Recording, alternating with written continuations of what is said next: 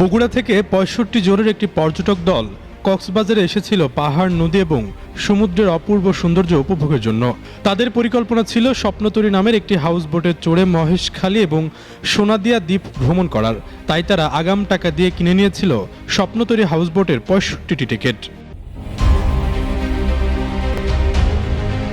কিন্তু ৬ জানুয়ারি যাত্রার আগেই দলের বেশ কয়েকজন সদস্য অসুস্থ হয়ে পড়ায় স্বপ্নতরী হাউসবোট কর্তৃপক্ষকে মানবিক কারণে যাত্রা বাতিলের অনুরোধ জানান তারা।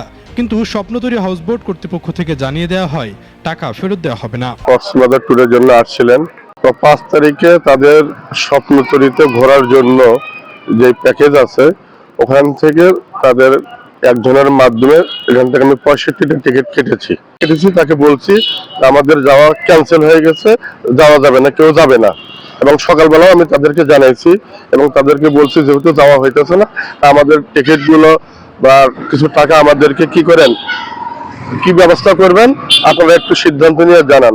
তো আজকে ২ দিন হয়ে গেছে, তারা এই পর্যন্ত কোনো সিদ্ধান্ত, কোনো রেজাল্ট তারা আমাকে জানায়নি। আমি যখন উল্টা আবার ফোন করে খোঁজ নিয়েছি তখন বলছেন না, কোনো কিছু দেওয়া যাবে না। এসব তথ্যের বিষয়ে জানতে চাইলে সেই স্বপ্নতরীর ব্যবস্থাপনা পরিচালক হুসাইন আহমেদ বাহাদুরের সাথে যোগাযোগ করা হলে তিনি জানান, আমি এ বিষয়ে শুনানিতে আছি। যারা এসব মিথ্যা তথ্য ছড়াচ্ছে তাদের বিরুদ্ধে আইনগত ব্যবস্থা নিচ্ছে। ঠিক আছে, এটা নিয়ে মিটিং, এরকম মিথ্যা বিভ্রান্ত চলেছে, এটা নিয়ে আমি আইনি পদক্ষেপ নিচ্ছি।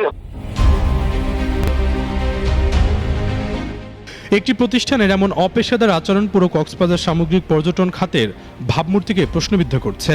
প্রশাসনের কঠোর মনিটরিং আর রিফান্ড পলিসি না থাকলে পর্যটকরা এখান থেকে মুখ ফিরিয়ে নেবে বলে মনে করছেন সচেতন মহল।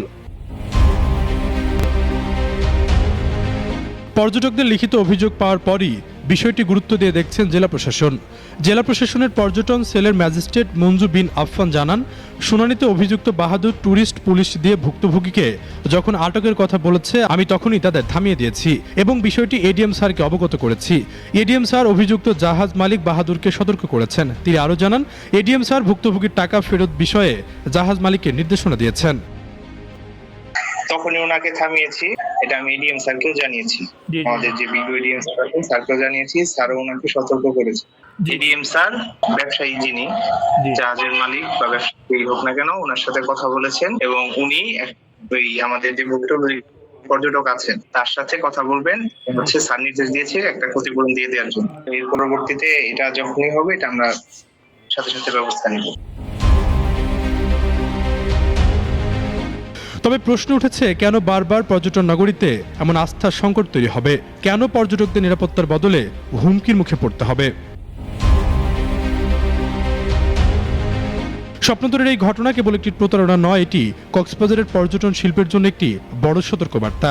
পর্যটকদের টাকা ফেরত এবং দোষীদের শাস্তি কি নিশ্চিত হবে, নাকি পর্যটন মাফিয়াদের দাপটে ঢাকা পড়ে যাবে সাধারণ মানুষের হাহাকার?